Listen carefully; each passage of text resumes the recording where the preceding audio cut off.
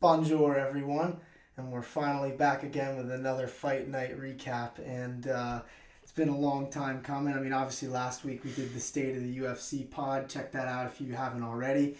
That pod actually has been doing pretty well. I think like a lot of newer fans hopefully are watching it and using that to get into the sport because I think me and you really broke it down in that one. Yeah, I mean, especially the heavyweight part of it, which obviously, now we know what happened from, this past weekend. So now exactly. Now we kind of just extend on that, I guess. Well, I guess we could kind of start with our part two of the heavyweight division Yeah, landscape pretty of much. this. I mean, the UFC Paris main event was crazy as hell. I mean, definitely a lot crazier than I figured it was going to be. Cyril Gane obviously beats Tuivasa, knockout third round in a crazy fight. I mean, the first round was a bit of a snoozer. I mean, let's be honest. But as it got on, it seemed like it almost seemed like the more frustrated Ty got, the better the fight got, because that's when Ty just decided to throw like caution into the wind and just go for it. And then in round two, like when he dropped him, I thought it was over. I really did. Like I screamed. I was like, I looked like Joe Rogan and all those like videos. But I don't. I mean, all you really had to do was look at Cyril Gane's eyes, and then you knew he's fine. Yeah, it was a big shot. Though. Yeah, just saying, Ty Tuivasa, he's fucking. That hard. that was really that was pretty much the peak of Ty's offense in the fight. But I mean, I liked him playing possum though a bunch of times. Like dude. I think people thought he was getting hurt by some of those head kicks, but he really was. Especially that one. I don't know if you remember the one. When he got kicked in the head, it was pretty clean, and he looked like he was wobbly, but then he just immediately went for an overhand. I don't think he was really hurt that time. No, it was what was really killing him was the body kicks and the jab. Yeah, motherfucker's got a chin, but those those shots to the body don't really you can't really do much about those. I mean, the thing is with those, it's like you're with your brain, you can almost psych yourself out and tough it out, but with your body, especially those kicks that are going to the solar plexus and the liver, and Cyril Gane, he doesn't get those finishes. He kicks fucking hard. I mean, his Muay Thai is insane. For someone who moves at heavyweight the way Cyril Gane does, it's man, there's not much you can really do about that. It's almost like the heavyweight division is kind of having a different. It's all a change in the guard in the sense of styles rather than people because in the older days it seemed like there were more of these knockout artists or just good wrestlers. Nowadays it seems like these I guess light on their feet, footwork oriented fighters are coming out more. I mean, back in the day it was more just guys like Travis Brown, but nowadays you got Cyril Gane, Tom Aspinall, even Sergey Pavlovich has good footwork for a big guy, and even honestly, I will say this: Tai Tuivasa's boxing footwork isn't that bad. It's just going against Cyril Gane, going in your hands full pretty much. But I mean, I think in terms of pure striking though, Cyril Gane is definitely the best fighter in this division. I mean, his Muay Thai is incredible. He basically just the way he floats around, and he's so much quicker than everybody. I've always said this: him versus Tom Aspinall is gonna happen someday. I would almost guarantee that. I can't wait for whenever that is. So, but I guess just in general, I mean, we were saying that in the what's it called, the State of the UFC, that we didn't really know where to go with the heavyweight division until after this fight, and so now, knowing what we know, Cyril Gane does beat Tai Tuivasa like we pretty much both thought that he would. Where would you go with it? He needs a title fight next, is what I think. I mean, I know you, because I remember you saying that, I think you said if Tai Tuivasa won, then you got to set up the title fight. But for me, it's the other way around with Cyril Gane. Especially the way he just beat Tai Tuivasa. Not to say he would beat Ngannou like that, but considering we already seen, a fight between those two, I mean... See, that's why I think he's not going to get it. That's fair. Dane, I don't know, especially considering how that fight went too, because it wasn't exactly the craziest fight and definitely wasn't what the UFC had in mind. But the other thing is you got all these other guys at heavyweight, because we've always been saying, I feel like for the past like 5 years the heavyweight division has just been log jammed at the top. Like, it's not a shortage of contenders, it's just a shortage of title fights. Like, I don't know, because Curtis Blaydes is up there, and to me, I was like, if they got, because I just don't think they're going to give it to Cyril Gane, as much as you do, that he deserves it, but I just don't see it happening. I think that it's either going to go to John Jones outright, or the winner of Jones versus Stipe if they end up making that. And I feel like if they do make that, then maybe Gane versus Blaydes would be a good fight. Because, like, Gane's only weakness really is in his grappling. And it's even not really that much of a weakness, I would say. But Curtis Blaydes, he's going to definitely test him in every way, shape, and form. And technically he's coming off a win, so this could be a good title eliminator fight. Like, to me, if Gane beats Blaydes off of this fight, I feel like you can't deny him after that. Or at the very least, he's another one fight away type thing, maybe versus Jones or Stipe. But he actually said he'd fight John Jones. I'm glad he threw his Cyril Gane? Yeah. Dude. I mean, smart for saying that. I mean, because everything at the heavyweight division at the top is unknown right now. I mean, yeah, there's that's pretty much a light heavyweight fight at heavyweight, it would feel like. Well, Cyril Gane's a pretty big guy. He's big, but in terms of like how he moves, True. he doesn't move like your average heavyweight, obviously. And he's one of those. I think he's at the forefront of like this new wave of heavyweights that's coming in, like not your standard like you were just saying, going for that crazy power and then that knockout, that one punch or something like that. Like, I would love to see though what happens if John Jones were to get on top of him, because I don't know if he can last very long if that happens. But Cyril Gane, like, he could have easily went the next 2 rounds with Tuivasa. Like, I mean, he was winning, like, so obviously it's in his favor, but Tuivasa, like, if he didn't get finished in that 3rd round, he probably would have just gassed out in the next or the 5th round, honestly. Yeah, I mean, those body kicks were hurting him since the round before the finish. So, I mean, because we were talking about the knockdown, obviously, that Ty got, but even after that, Cyril Gane was landing those body kicks, and then he had those teeps up the middle, and they were just really just hurting Ty really bad. And then obviously in round 3, it only got worse.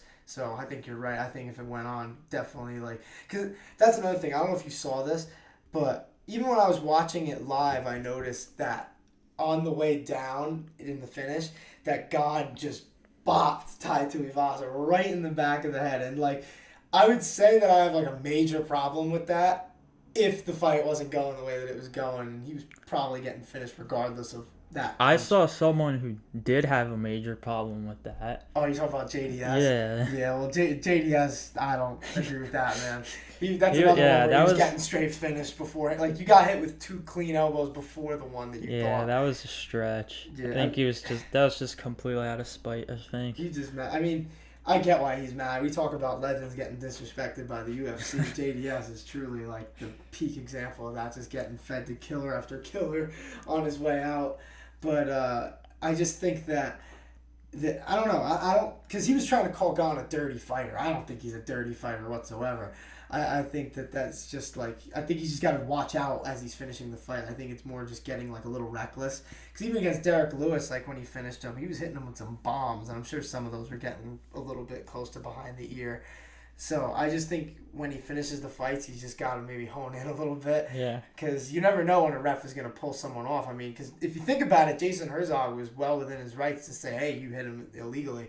But I think everybody kind of knew where that fight was going. He's probably saving Tai Tuivasa from another round of an ass whooping.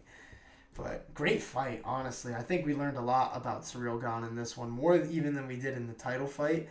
Just because, like, we already knew how good of a striker he was, but we never really saw him get, like, tested like this. Even in Ngannou wasn't able to drop him like that. And to see him get back up and obviously right away turn the fight around in his favor, that just shows a lot about the heart that he has. And he's done it all. And Ngannou didn't even really touch him at all, But the thing is, now if he does, we know that, like, as long as he doesn't get fucking slapped. Exactly. That's what I think. I think the next fight between them would be, like, a lot more physical than the first one. And that's probably more because Cyril Gane would just be willing to take more to give it back. True. I mean, now he knows he can. Yeah. I mean, I wouldn't want to take too many shots though against Francis and Gane if No. I'm going to be straight. But like, and I do got. I think I with agree with you. Like, I think that Gane like should get another shot just because of activity and stuff. But like, I don't know. I really don't see it. Like, I hope he does though, because I agree. I think it would be a great second. Cyril Gane though, he just keeps you on your toes like so much throughout the fight. The way he just switches up stances and stuff. Yeah. So like, you don't know if the hook's coming or obviously the jab. He has a killer jab that he showed in the fight. The feints too, and like he has so much speed. He's a lot faster than all these guys, and even if he wasn't all that fast, his technique is better than all these guys.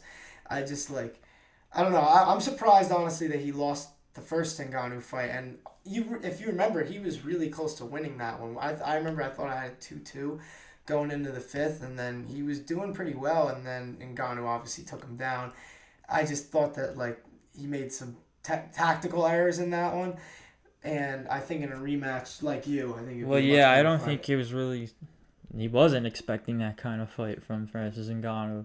Yeah. Who saw it like Ngannou clearly try to exploit the grappling weakness of Cyril Gane, and it worked. So he wore the knee pads and everything. Do he you was think ready. that Gane's grappling is like actually weak? Because like my thing is like as much as Ngannou isn't a wrestler, I feel like half of that also was just that Gane really had no idea that was coming. Like, I don't think he thought that Ngannou was ever going to take him down, or even try to, for that matter. Like, that's why I think maybe he probably wasn't practicing as much wrestling in camp. Yeah. I can't imagine.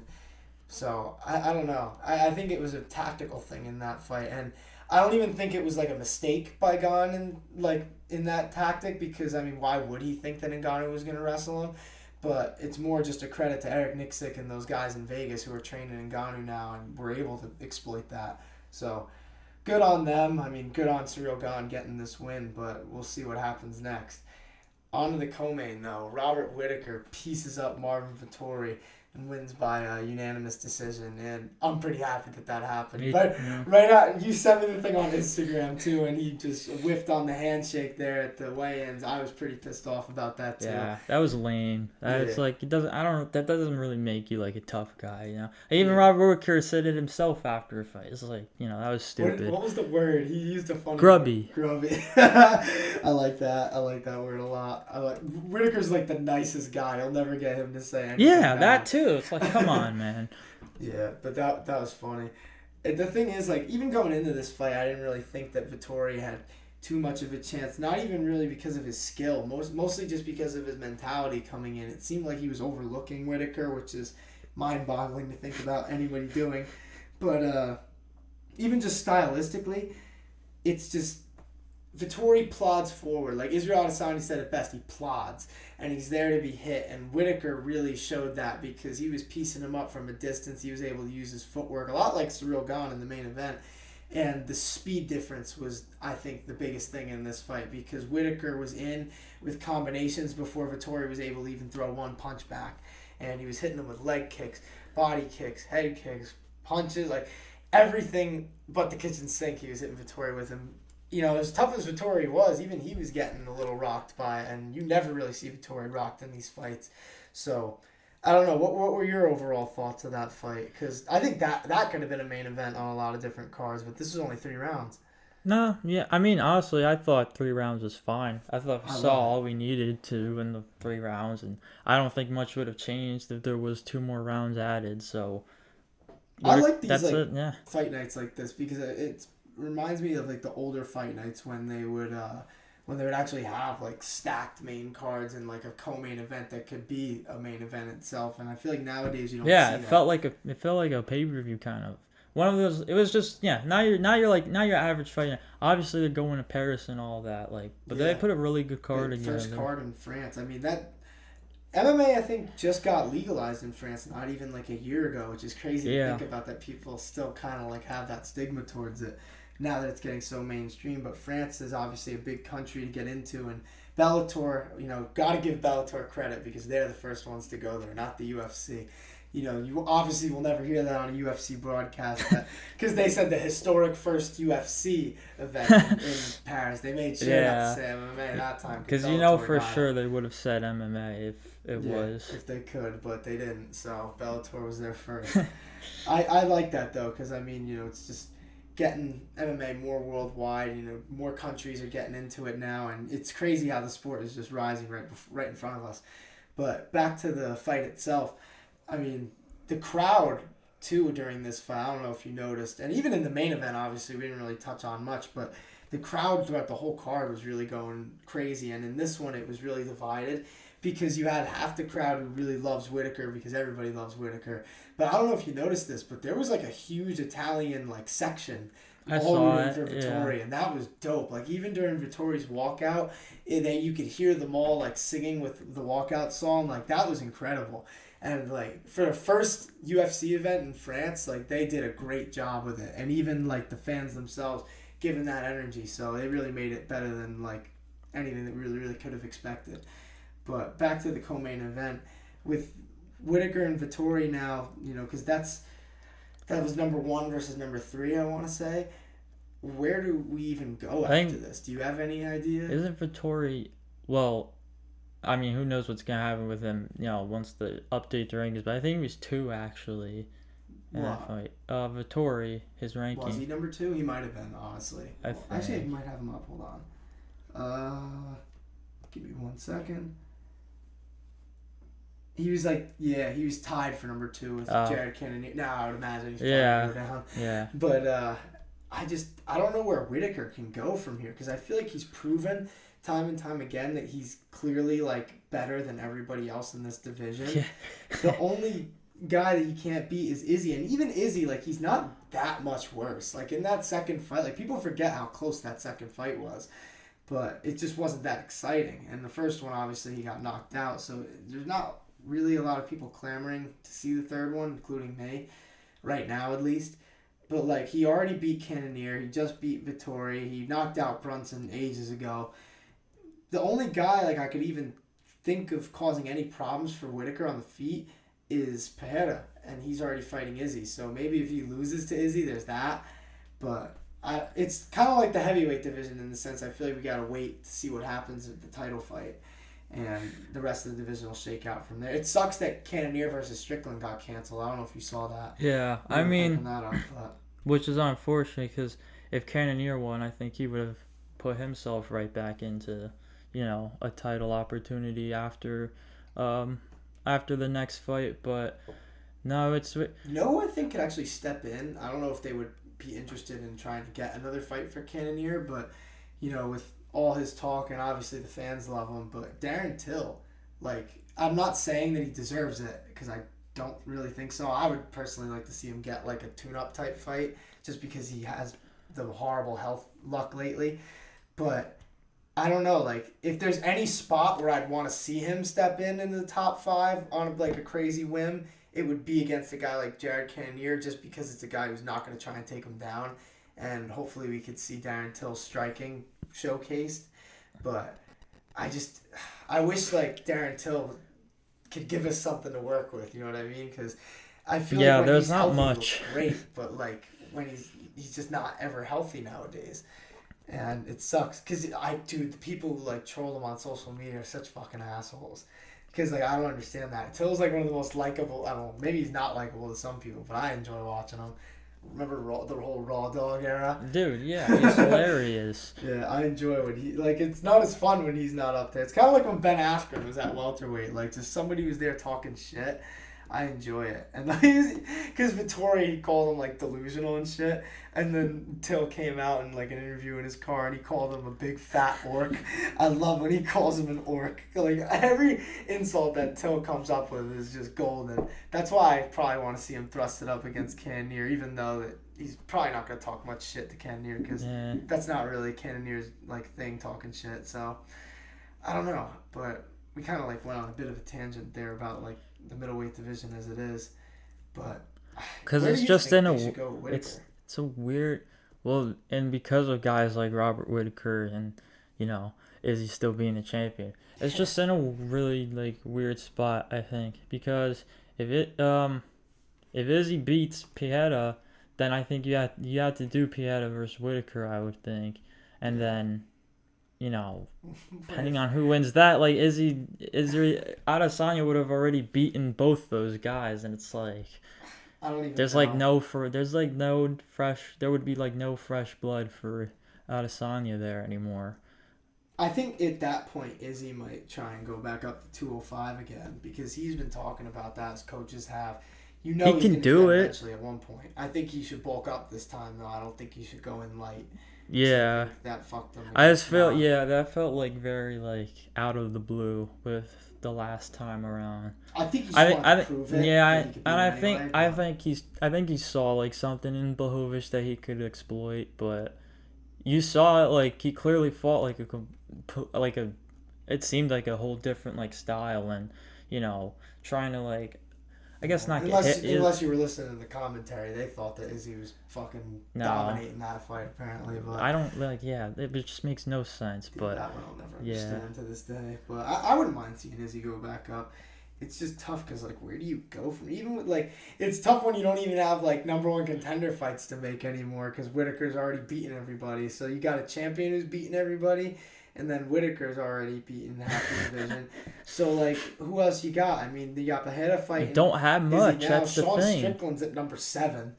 And we were wrong about Paulo Costa, by the way, unless he was just spreading misinformation before the fight. But he has one more fight left on his contract. So, maybe Whittaker versus Costa?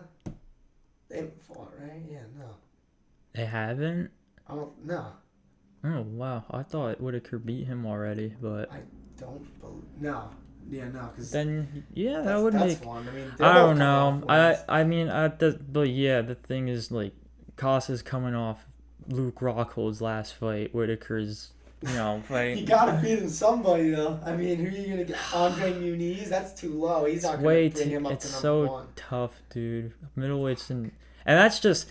If I was Israel Adesanya, I would be like, wow, like I just I messed up like the entire top of this division just because like you're just beating everybody. It's instead he sticks with his stupid cringy I mean he has all or whatever he's talking he about, has everything he like can say and stuff. It's like who else is there? I can't, dude, like, because I know you're an Izzy fan, so I'm gonna like talk to you about this. I mean, what do you think of his fight promotion? Like, do you enjoy it, or is it like with you? Is it more just like watching him? It's always been watching him. I mean, that's why I always used to give you shit for him. Like, how could you like this fucking douche? It's not really that much of a douche, but.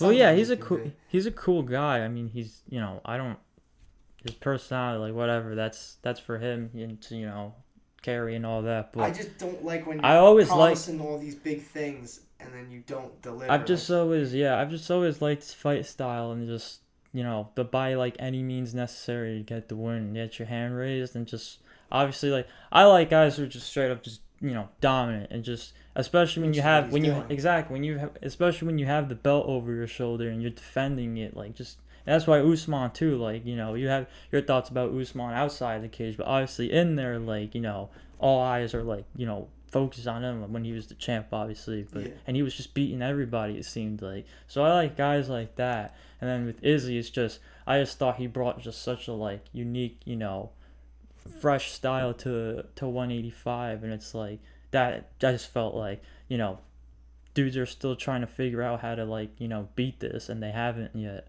So that's what I like about him. But I'm just so sad. That's the thing, yeah. Like he has down at number 11, and like it's gonna take so much for him to get another shot. Man. Because that fight for the interim title at UFC 236 is one of the best fights I've ever seen. Israel Adesanya versus Kelvin Gastelum. That's the fight I think that pretty much got that's what made me a big Israel Adesanya fan too.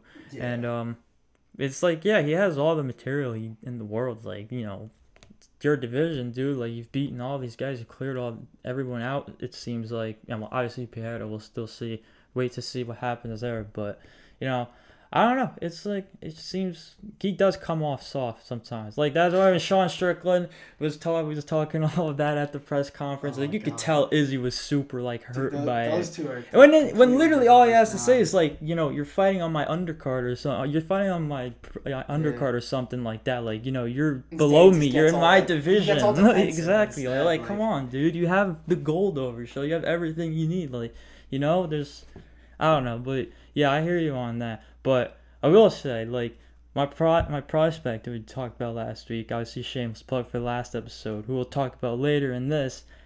He's coming. Yeah, true. He's coming. True. He's coming, I think. We will get to that in 1 second, but one thing I do want to add though that I just thought about is like, isn't it a shame how like Whittaker's legacy at middleweight is kind of like tough because he won the interim title versus Romero, and then he just got promoted to champion when Bisping lost to GSP and then GSP vacated. Then in his first title defense against Romero, right? Yeah, against Romero. No, yeah, because Romero beat Rockhold at UFC 221, which is another interim title fight, and then Romero missed weight in the in both. I think he missed weight in the Rockhold fight, and then he missed weight again in the Whittaker fight. So even when he was like fighting for the title, he wasn't eligible. So even though Whittaker won, technically not a title defense. And then Whittaker had, I think, was the Gastelum fight after that, and so that one literally like he almost dies the morning of the fight, gets canceled. Izzy versus Anderson Silva was made the main event the morning of, and then UFC 243 after all that. Still no title defenses, even though it's been like 2 years almost. And then Izzy beats him in that fight. But Whittaker is the champion for a solid, and he's beaten Romero twice. That's one of the craziest things about Robert Whittaker that people I feel like don't give him any more credit for, is the fact that he beat Yoel Romero in 2 5-round wars and took his biggest shots. Like, if anybody hasn't seen those fights, just watch both of them, because the first fight, Whittaker's takedown defense and his wrestling scrambles are just incredible against a guy like Romero, and the striking. And then you think about the fact, too, that he beat him on one leg. And then the second fight is just a war. But just wanted that to be said. I mean, just got to give a shout to Robert Whittaker's legacy. But you were just mentioning your prospect, obviously, at middleweight, Nasruddin Imavov. And he did exactly what we thought he was going to do, just piecing up Joaquin Buckley. And I'll let you start with this one. Just give me your thoughts on the prospect. Well, it was cool for the tension, like, you clearly saw it, even before the fight, like, there was tensions, like, flaring super high, and, like, they clearly just wanted to get after one another, but I think it was Nazar, Imavov's corner was, like, I they're like just quit on exactly. saying his first name. You're like, Imavov. He's just... No, it's Imavov, my prospect, though. He does deserve to have his full name said. But his corner was like, they're going to just be patient with this guy. And they were. That's it. That's all I had to do. Like, Joaquin Buckley was seemingly, like, the one who was trying to go for, like, the kill shot. And then, that's obviously, Joaquin Buckley's yeah. style. I mean, he's got one speed. I think, and then as it went, when you realized, like, okay, maybe it's not going to work, then he started to play more into Imavov's, favor. But, yeah, it wasn't perfect by any means, like, don't get me wrong, but Buckley showed a lot of heart. That's the one thing about this card. I feel like Vettori, Tuivasa, and, like, even Buckley, and then you look at the other fights, too, that we're going to get into, like Chirico, but, like, a lot of these guys on this card, they showed a lot of heart, and in this one, Buckley was just swinging for the fences as the rounds went on. He was landing a couple versus Imavov, because Imavov was leaving his head in the pocket a few times, but overall, like, I was really impressed. Like, obviously, Imavov was just wearing him down the entire time. Like, because it wasn't even just the striking though. Like, even in the clinch, he was doing well. Even on the ground, there was that one point where he mounted him towards the end of one of the rounds. I think it was round 1, but I'm not certain about that. But just everywhere, the feet, the clinch, and the floor. I'm really impressed with his clinch game, honestly, the more and more I watch him, because the elbows that he was landing in the clinch, and even on the ground, like when he's on top of him, the ground and pound cutting him up. Just great performance by Imavov. Yeah. He's someone that he's just not really going to get hit all that much, I think. And then he's going to, like, on the feet, but no, it was really the grappling that stood out to me, and I was really impressed by, and he worked it a lot. and it got the job done. So he's climbing, man. He's going up there. I have a specific fight for him that I want to kind of see as I'm looking at the rankings. Let me just double check that the guy who I'm thinking of is not fighting, but I don't believe he is. Crap, yes he is. Never mind. I was going to say Jack Hermanson, but Hermanson's facing Derek Brunson, which I did not know. It's a good fight, Hermanson versus Brunson, December 3rd. But, damn, that would have been a good one. Dang, yeah. Maybe that could be a fight for Till, actually. Another striker, and then, obviously if Imavov wins, builds his name off of a guy named like Till. And if Till wins, it's a good tune-up fight for him. I don't know. I don't want to see him against like a guy like Muniz. I think anybody in that top 6 I would love to see. I was gonna say Strickland, but Strickland's coming off a loss, and like I know the UFC kind of doesn't really like to do that, and I feel like Costa wouldn't take that fight personally, but yeah, and then everything above that it's just getting too high, because that's the top 5 after that. Yeah. That's why kind of Darren Till pops in my mind, and I don't know. I feel like he's earned the right to fight someone above him. I feel like after Tuesday, he's going to be ranked above Gastelum. Maybe you could rebook that fight unless Gastelum's booked too. I don't even know. Let's see if Gastelum is booked. You never really know with him. Yeah, no, I don't think he's booked. Maybe you could redo that fight, but after this one, I'm not really clamoring for it. I don't know. I guess we'll see with that one. Middleweight division's really up in the air right now, as we kind of were talking about before. But I guess we can move on to the next fight with that. Just great performance by Imavov, obviously. But Roman Kopylov, who is just, I found a larger Chase Hooper. That's kind of what I figured. And he was fighting Chirico, who knocked out Buckley in that one crazy fight right after Buckley had that insane knockout of his own I think it was 2020 at this point. Yeah. But, damn, time flies. But it's easy when the cards are happening every week. It makes you forget. Mm-hmm. But anyway, we were talking about heart. I guess I could start with this. Chirico, at the end of the first round, I thought that he was going to be getting finished early round 2 because Kopylov was really just dominating the first with a lot of accurate shots, and he was walking him down. But I don't know if it was fatigue or just, maybe Chirico's toughness, but he made it into a war in round 2, and it was a lot closer. And there was a lot of urgency. Yeah, that's what you want to see, though, because there's a lot of fighters who don't turn it up early enough, and then they lose the decision and they get mad. So Chirico was doing it right. I mean, he's pushing the pace early round 2, and you could see that Kopylov didn't like getting walked down like that. And the more that it was becoming a brawl, the better Chirico was doing. And you could argue that he even won round 2, and that was a close round. Personally, I'm still kind of undecided on it. I watched it again right before this, but I'm still not sure. But then round 3 comes along, and you think that this is going to be as crazy as round 2.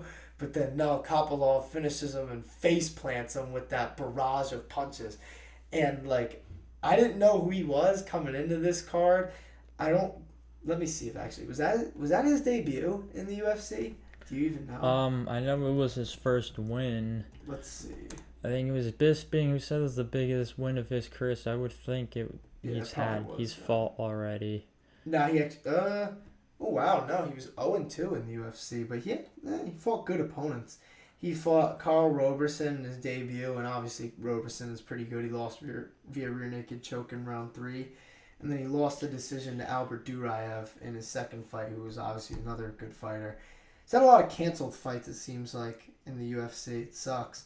But this fight, obviously, he wins with a huge combination versus Chirico, which is not a bad person to get on your record. He's not too great, not too bad. He's a good, I'd say, I wouldn't call him a journeyman, but, I'd just say a mid-tier UFC fighter. So, I don't know. I was excited by that one. So, hopefully, he gets a nice little push-up in the future. It seems like he's had a little bad luck in the beginning of his career. Hopefully, things are on the up and up for big Chase Hooper there. But going on to the next one, William Gomis versus, I think it's Errens, I want to say. And that was a crazy, hard-fought fight. I mean, both guys look good on the feet. Errens, I want to start with him, even though, Gomis won. But Errens, to me, he had really good boxing. And he was landing a lot of, good kicks himself. And I think that him losing this fight was more just because Gomis is really good. And with that, I mean, I just want to get into him. And obviously, I'm sure you watched this fight by now. What were your takeaways from it? That if it primarily stood on the feet, which it really didn't, like I think it would have played a lot more into Errens' favor. He looked pretty good on the feet. He was landing a few shots, but Gomin was just, he was working him on the ground. He seemingly, like, every time they were on the ground, it seemed like Gomin was the one with control up against up against the cage or anything like that. So I think that's what really killed Errens. But yeah, it seems like every time like Gomis threw that kick on like the head kick on the feet, that Errens was coming in with the 1-2 right down the middle, and it was landing heavy. Yeah, exactly. Gomis, like, he was landing some good kicks. Like, don't get me wrong, he wasn't doing too bad on the feet, but you're right. Like, on the ground is really where the difference was made, and like overall, like, I was impressed with both guys, to be honest. Like, Gomis really showed a lot about his wrestling, and even on the feet, like I said, he didn't look too bad against a guy like Errens, whose boxing looked phenomenal in this fight, even in the loss. And then, like, at the end of round 3, too, Errens caught him at that, like, really deep triangle for a little bit there. And then, obviously, Gomis slipped out of it. And then the post-fight interview, too, he said, "I'd rather die than give up." I like that. That's, like, guys fighting to the end right there. That's what you got to do. But, two guys, obviously, on the up and up in the UFC. It sucks to see Errens lose that fight, especially considering he was doing pretty well on the feet. But I was impressed by both guys. I hope that we could see more coming forward from both of them. But another fight on the main card that is worth getting into. Is his nickname still the Prospect, Nathaniel Wood? But anyway, Nathaniel Wood beats I almost called him Jordan, but Charles Jourdain. I liked this fight a lot. Yeah, this was a really good way to open. Very slept on too. I feel like, considering because I think the co-main and the main is getting a lot of like traction, and obviously deservedly so, because those fights were insane. But this fight, yeah, I agree with you. I enjoyed it. But what was something that you enjoyed from this one? Because I can get into my things, but Nathaniel Wood, I think, is one of the more like scarier strikers in the division. Honestly, I think he showed it in that fight. I think Jourdain was trailing from the get go, and like the whole I think it was just like a spinning round. He was going for some sort of kick to just put Wood away, but Wood wasn't having any of it. It seemed like Wood was just. I think like the Wood looked really good in that first round for one, and then from there it just seemed like it got easier as it got harder for Jourdain. Jourdain was hanging around, like obviously like he didn't get finished, but Wood looked fantastic, I thought. Yeah. I like the matchup coming in because Jourdain is obviously like the bigger guy, and but Nathaniel Wood, the thing is you mentioned his striking, which is crazy too, because he was known for his grappling for a little bit, and to see that he's rounded it out so well, and now he's beaten guys as good as Jourdain is, and then Jourdain's another one who started off more as a brawler and is slowly kind of refined his striking to get better, and in this fight obviously he was getting a little crazy with it, but I think that was more just because of frustration, because Nathaniel Wood is obviously always going to be staying composed, and I think that compared to Jourdain, I think he might be just a little bit better everywhere, which is what led to him pretty much winning the fight. I always like to say when someone gets a decent bit with the does decently well with the grappling and with the striking, it's almost like they out MMA the other guy, and that seemed to be the story of this fight. I mean, at least on the ground, at least I thought Jourdain could hang there, but on the feet, I thought it was Wood all the way. I thought Wood was just overwhelming him, honestly, and then that showed honestly in a way with Jourdain just going for these crazy finishes and all that, but yeah, I was impressed. Wood wasn't having any of it. Is the thing, and he is still the Prospect, by the way, but Nathaniel Wood, I want to say he hasn't. Has he always been at featherweight? Yeah, no, because he was at bantamweight for a while. I thought he went up. So him beating two bigger guys now at featherweight, and Charles Rosa and Charles Jourdain. What the fuck's he got against guys named Charles? But anyway, who's another? Maybe fight Charles Oliveira next.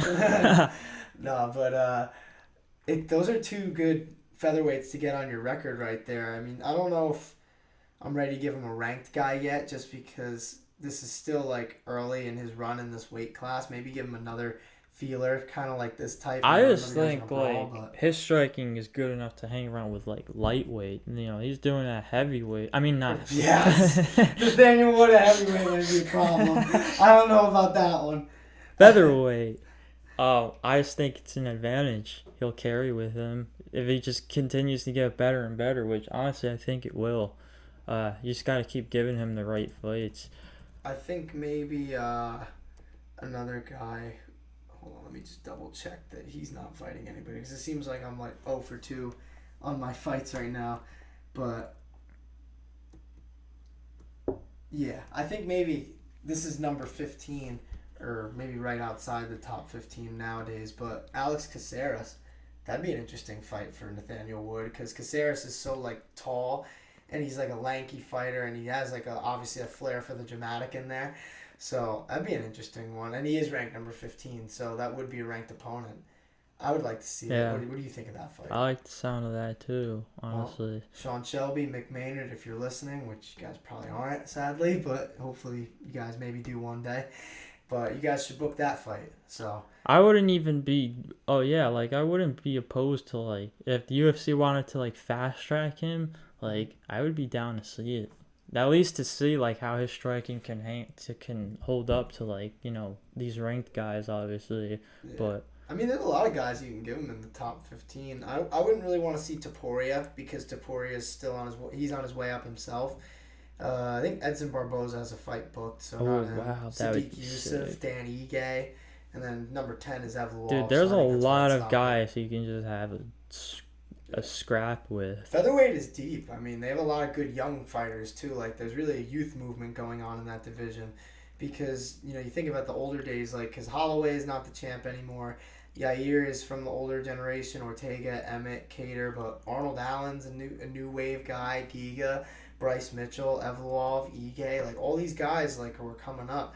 It's amazing, because you know, the older days it was like guys like Frankie Edgar and stuff fighting for the title. Cub Swanson. So Ho Choi. Where's he at? I feel like I haven't seen him fight in a minute. I'm gonna look him up. I feel like we haven't heard Ho Choi's name in a minute. I remember us talking about this. He had that fucking one of the greatest fights ever with Cub Swanson. Yeah, then his first fight back gets fed to Jeremy Stevens, and I think that was it for him in the UFC. He fought. He lost. We're just talking. Wow, that's crazy how things come full circle. He fought Charles Jourdain in his last fight, and that was all the way back in 2019. He had a fight versus Danny Chavez booked in 2021, but since then it's been radio silence. So hey, who knows? Maybe we'll see him come back someday. But anyway, we'll move on to the one fight we're going to talk about in the prelims. Abus. I thought that name was really funny. They just kept yelling. The way that, what's his name? John Gooden kept saying it with his British accent was funny to me. I don't know why. But Abus Magomedov, you know, they were giving him a lot of hype coming in versus Dustin Stoltzfus. And he lived right up to it with, I think it was a front kick and then obviously a huge barrage of punches. And Stoltzfus is a pretty good opponent, like entry level into the UFC. And I don't know. What do you think? I mean, I was pretty impressed coming in, but I'm not quite on the hype train yet. I didn't get to see much of this fight, and I also there wasn't much fight to see. I will say that. So it did. Yeah, that's the thing. And coming in as well, like clearly it's one of these guys that the UFC wants to push, and they see a lot in, and could be like a contender one day. But he has like a good record. I think he's 25-4-1, which sounds crazy, but I remember I was looking at his Tapology, and I'll even look it up now. A lot of like his record is, I will say, kind of padded. So the thing is, you know, when you're fighting guys who are like under 500 in their careers, like, you know, let's go back a little bit. He's definitely improved lately with his opponents. Like his last fight in KSW before he came here in since 2020 since he fought, by the way. But his last opponent was undefeated at 12-0. But then you look at the fight before that, he won via Kimura, round 1. Guess what his opponent's record is. I just want to give you one guess. I'm dead serious. 10 and 7 and 15. Try 0-0. It's his first pro fight. And so before that, 17-4. But you keep going down the list. That's There's messed 15 up. and 14, 14 and 7, 31 and 25, 17 and 34. I mean, do I have to keep going? Like, he's been fighting. Like, there's some guys on there with decent records, but you know, when you're beating guys also who are like literally have literally lost double the amount of fights that they've won, I don't think you can really say that the guy has like a great background. Yeah. You know what I'm saying? Even though he's obviously got a crazy good record. You know, and so it's definitely someone you gotta take your time with. Yeah. Showcase a little more. Stoltzfus is a good like entry level fight. Like that was a good win, because Stoltzfus isn't really like at the entry level. He's at like, I'd say almost in like the same realm that Chirico's in the sense that he's just like a mid-tier guy in the division. And for Magomedov to come in, obviously not fighting the level of competition that he's seeing now, and to win as impressively as he did, clearly there's something there. But I agree with you. We should maybe just pump the brakes on the hype train a little bit and slow it down. Really see what he's made of before we start pushing him in that top 15. Because that was a middleweight fight, correct? Yeah, so that was middleweight. So that division's deep as hell. A lot of guys you can give him, and you know it only gets tougher as it gets to the top. So I say we slow that one down a little bit. But, yeah, also from just like, just so he can build some more like staying to his name from like, fans and stuff. Yeah. Like exactly. fans like me, for instance, who weren't really familiar at all with him coming in, and then didn't get to see much of this fight. So Yeah. I'll be keeping an eye out for sure. Yeah, definitely a prospect to keep an eye on. But UFC Paris as a whole was a pretty good card. I mean, the prelims had other interesting moments that were, they were solid, but maybe not too worth talking about. I guess Stephanie Egger beat that one girl who twerked at the weigh-ins. That was kind of funny. It's just funny, like, when someone does that at the weigh-ins and they try to put on a show and then they get their ass beat. But anyway, UFC Paris was great. Obviously, the great ending with Cyril Gane winning in his home country. And, hopefully he'll get another title fight sooner rather than later. But we can't be too sure on that one. Before we head out, we'll just talk about a tiny bit of MMA news. Is Jake Paul versus Anderson Silva official, or is it very much rumored? It's definitely like close to happening if it isn't. Yeah, definitely close to happening. If it is, great fight. And Jake Paul, and Dana White keeps getting asked about. I don't know if it's about that in particular or just Jake Paul. Yeah, I think Dana's gonna fucking kill the next guy who asks him about Jake Paul. Yeah, he lost. He's had enough. Yeah, I don't blame him. I mean, he's right. It does have nothing to really do with his business. But it's like when when he's rumored to fight like literal legends coming from your promotion, like you just I agree with it too, but he's just not gonna get away. He's not gonna get away from it in that sense, because Jake Paul is like he lives for that. Name, yeah, and he's gonna create the conflict. Exactly, he lives for that stuff. So whatever. Like, I even saw that Ariel, tweet. By the way, for non-biased journalism, because he's obviously heavy on Jake Paul's side with a lot of the stuff he does. But when Jake Paul shit on Luke Rockhold in his fight versus Paulo Costa, Ariel Helwani released a whole video going off on him and went to war with him on Twitter. So just gotta say, respect to Ariel for holding it down for the MMA community like he does. Always does. Yeah. But Jake Paul versus Anderson Silva, I mean, this is an actual fight if this one is actually going to end up happening, because Anderson Silva is one of the best strikers in UFC history. This isn't a wrestler. This is a legit Muay Thai fighter, and he's done very well in boxing so far. Has beaten a legitimate world champion. You can say what you want to say about Julio Cesar Chavez Jr. and his legacy. Obviously he's not one of the best boxers of all time, and he's definitely not what his father was, but he's still a good fighter, and he may be a little washed, but Anderson beat him, and Anderson's been doing pretty well in the boxing circuit so far. So if he's fighting Jake Paul, it's definitely an interesting fight. But early on, who would you pick in this one? Man, I don't... Put you on the spot with that one. I know you don't want to say Jake Paul. I don't know. Yeah. It'd be tough. To be continued. I won't keep you on. Yeah. We won't have to I really don't have an answer for you, honestly. Like. Yeah. I'm gonna look it up. Let's see if it's like actually happening or not, because I'm not certain about it.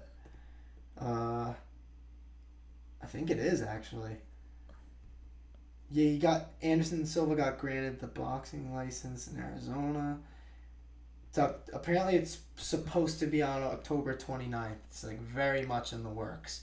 So, we'll see. Jeez. I don't Once know. that fight's official, I say we'll talk a little more about it. But it was just too big not to bring up. Yeah. But the last one, another big fight on the horizon. You know, we've been talking about what fight is Conor going to come back to.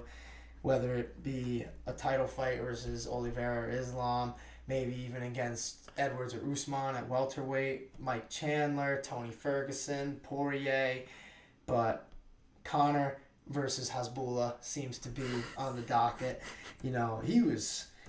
I don't know, like, what Conor's, like, motivations are sometimes when he tweets. Like, I don't know if he's just drunk or a little more. But, you know, I just, like, how do you go on Twitter and just tweet the random shit that he tweets? I mean, like, the shit that he said about Hasbulla, I gotta look it up and read, like, the actual tweets themselves, because... They're just too good to like not. I like Conor McGregor tweets, deletes ugly Twitter attack on Hasbulla. Yeah, that's a good way to describe it. Yeah, no, they were definitely. It was pretty. It's like big on the screen. It says, the first one is, I'd love to boot that little gimp Hasbulla over a goalpost. How much to get him on the volley? Well, see, this one I don't fuck with this one. He called him a little smelly inbred, just kind of fucked up. But then the next one, this one was pretty funny. I'm gonna make it my mission to score a 3-pointer with him one day. That's kind of crazy. I like that. Alex Volkanovski came to Hasbulla's defense. Yes, and Volkanovski would fuck McGregor up too for Hasbulla. Let's just be real about that. Yeah. Can we see a tag team match though? Hasbulla and Volkanovski versus McGregor in like a WWE style ring, and with that type of rule set, I think that'd be really cool. And that's something that either the that UFC would be or perfect. the Have you ever heard explore. who's also well, he had like an Irish. He's not actually Irish, but he had an Irish gimmick when he was with WWE.